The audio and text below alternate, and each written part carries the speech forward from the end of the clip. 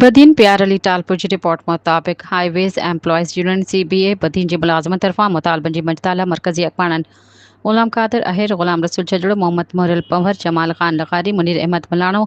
जिले बदीन जी सदर अली नवाज कोसो सैयद मोहम्मद अयूब शाह मोहम्मद जुमन खास के लिए इमरान खास के लिए गुजार रस्तमानी बेन जी अकवानी में हाईवेज ऑफिस का प्रेस क्लब बताई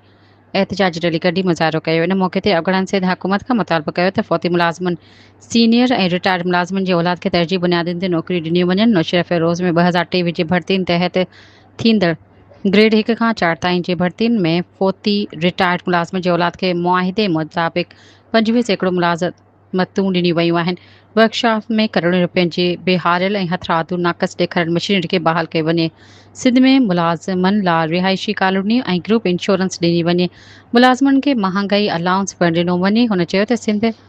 संदन जाइज़ मुतालबा मंज़ूर न कया विया त हू एहतजाज जो दायरो वधीक वसी कंदा।